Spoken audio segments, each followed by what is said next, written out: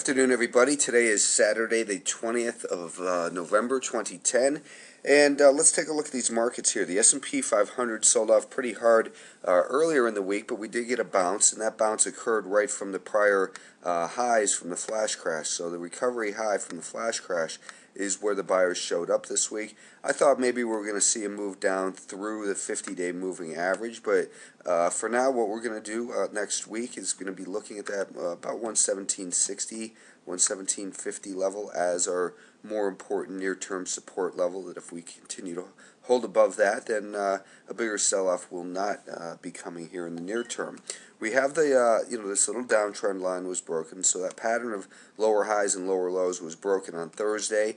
We pulled back Friday morning and created a nice higher low here.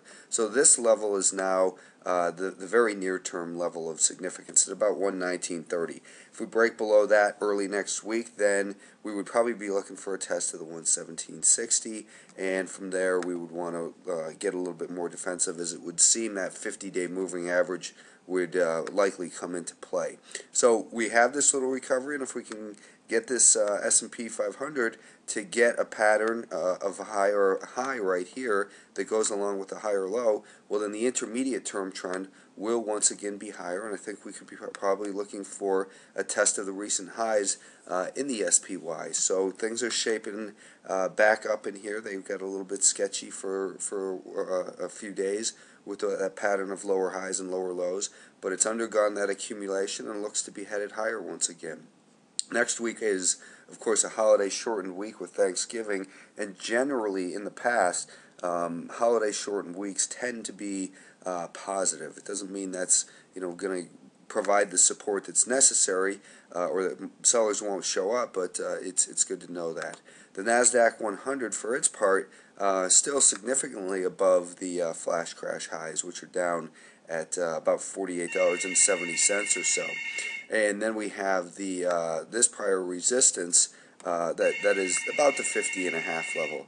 The 50.5 level has been a level that, as we know, was touched back here in 2008 and then again in 2010. So that 50.5, the market actually got down to $50.85. It didn't touch that perfectly, but it is holding above a rising 50-day moving average as well. And this market has also recovered back above the 5-day moving average. The 5-day moving average is flattening out in here a bit. And if the NASDAQ can, I think, probably get above these highs right at about 52.75. I think back above 52.75 to 52.80, that would create the higher high on this NASDAQ. That you could protect yourself with a stop underneath this 52.10 area, which is now our higher low, and we're likely to continue to move back up towards that 54 level. Again, so the market right now, we've seen the pullback to the 10-day moving averages and 20-day moving average. Now we've seen deeper pullback pretty close to that 50-day moving average, and perhaps we're now going to undergo a little bit more of a sideways time correction.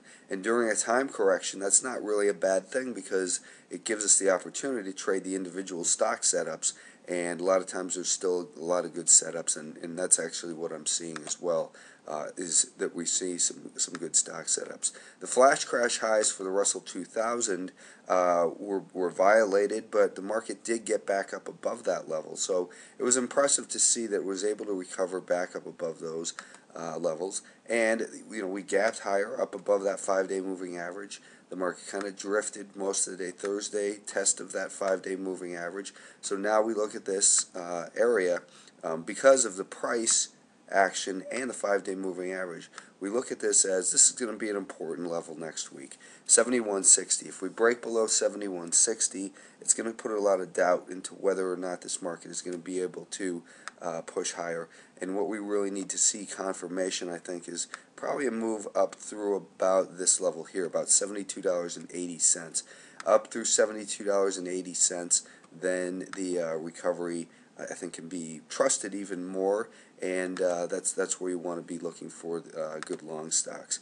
The financials continue to be a mess. They broke, as we know, past that resistance, at $15. That's where we see the 200-day moving average as well. So for the week, we closed down below the 200-day moving average.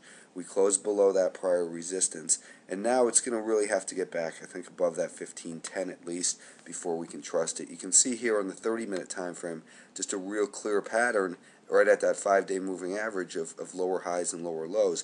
Now we don't have excuse me, we don't have the lower low in here.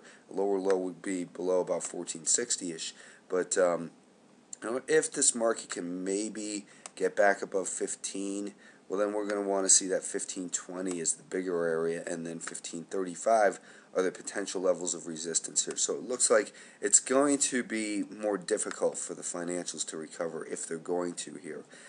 For them to have rallied this hard and just get smushed right back in, that doesn't that's generally not something that's that turns itself around. It's possible that it will, but I wouldn't put much hope out on for the financials. If the financials break the 1460 level, that is the lows that they had seen this past week, then I think that's going to get people questioning maybe the S&P 500 and that sort of thing a little bit more. The semiconductors, real nice action here. This group has been holding the rising 20-day moving average and continues to be strong on a relative basis, as it didn't break below that 20-day moving average. We back it up a little bit in here, and we can see that these levels are still are pertinent here from earlier in the year. And looking at a weekly time frame, this is again a bigger level from a longer term time frame as well. If we can push up through this level, then maybe the semiconductors could be heading up towards about 31.5 to 32 is looking where this prior support might turn into resistance. But the action in the semiconductors is pretty strong. We see that downtrend line was broken. We had the higher high here and on Thursday, and then Friday they outperformed again with that higher high. So semiconductors act good. The IYR was what gave us reason for concern on this day. It continued to sell off. It's below its 50-day moving average. This market broke its trend line, and then more importantly broke a pretty important support level there. Now it looks like we've got this little bearish flag going on with support at these prior levels. So 52. If it breaks below 52, the IYR could pretty easily, in my mind, maybe have another leg down towards $50 a share. So we'll want to keep an eye on these guys. They on the intraday, they're starting to recover a little bit, just showing a little bit more neutrality. Perhaps if they got above 54.10, then we could breathe a little bit easier as far as this group goes. They did break their downtrend line. Now they have to take out that resistance. However, that resistance, we now have the potential that this 55 level will be defended by sellers here. So 55, which was this break level here, that has the level that's really the bigger level that the IYR needs to get back above and hold above in order to think that maybe this market could recover. So very cautious, I guess, towards the IYR and its components. The gold market, the bigger level of support, they're digesting huge gains in here. The bigger level of support was probably down here at about 129. You could make a case that maybe it's going to create a right shoulder and then an inverted, head and shoulders top.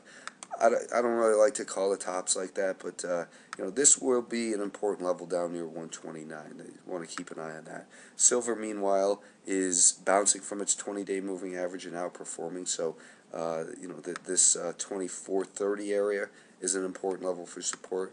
And then oil, the USO, oil looked like it was going to break out a week and a half ago and perhaps head up towards that $40 level. Well, oil broke out, but then it fell back in. So now it's back into a range here. It's trying to find its footing near that 50-day moving average, and I think that this level near about 34.5 will be something that is interesting to participants next week. As far as if we break down through that, then the USO could sell off a little bit further. Hope everyone had a great week, and that'll do it.